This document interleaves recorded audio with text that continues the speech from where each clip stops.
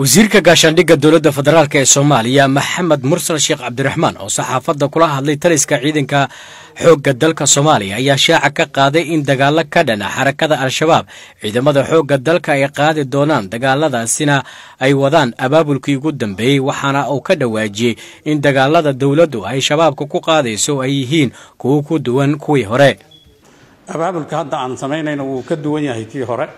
waxaad dareemi kartaa abaabulada hore way ka hooseeyeen darajo ahaan. abaabulkan waxaa hogaaminayay madaxweynaha jamhuuriyadda federaalka Soomaaliyeed. teedi kalena dagaalku waxaa ka qayb gali doona ciidamo isku dhafa. ciidanka xoogga dalka Soomaaliyeed kaliya ma aha, waxaa ka qayb qaadan doona. teedi kalena waxay kaga duwan tahay meelaha qoladan argagixisada al-shabaab laga xoreeyo. waxaan rabnaa in dhammaan wasaaradaha xukuumadda ay ka qayb qaataan, hadday noqon lahayd dhinaca adeega bulshada, hadday noqon lahayd dhinac walba oo arrinkaasi ku saabsan. oo in teedi kalena waa run meelo fara badan oo waxaa dhacday inta la tegay lasoo noqday wuu ka duwanaanayaa kan. waxay noqonaysaa ciidanna inay meesha xoreeyaan, ciidan kalena loo diyaariyo ay hayaan.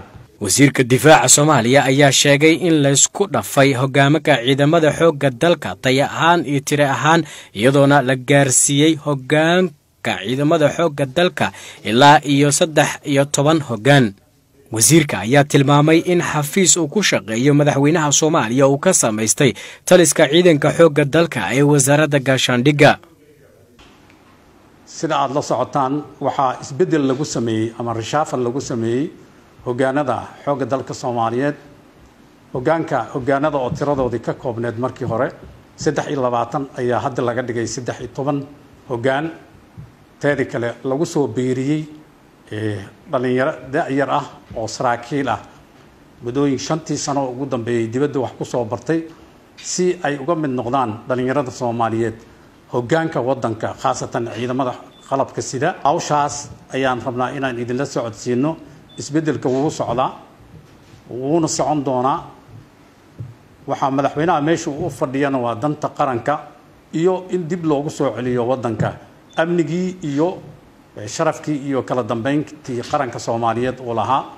ana fursadda ka faa'iideysanaya ummadda Soomaaliyeed guud ahaan waxaan ugu baaqayaa gaar ahaan dhalinyarada Soomaaliyeed inay ka qayb qaataan halganka uu hormuudka uu ka yahay madaxweynaha jamhuuriyadda federaalka Soomaaliyeed. hadalka ka soo yeeray dowladda Soomaaliya ee ah in dagaalo cusub ay ku qaadayaan xarakada al-shabaab waxa uu ku soo beegmayaa xilli bilooyin ka hor dowladda Soomaaliya ay iclaamisay dagaalo inay ku qaadayso fariisimada al-shabaab ay ku leeyihiin gobolada iyo deegaanada dalka. ilaa yiminkana ma jiro dagaalo xoog leh oo muuqda oo ay dowladda ku qaaday ururka al-shabaab marka laga reebo in dagaalo yaryar oo goosgoos ah ay al-shabaabka iyo dowladda iskaga hor yimaadeen meelo ka mid ah gobolada dalka Soomaaliya. Cabdicasiis Ibraahim Axmed, TV Universal, magaalada Muqdisho.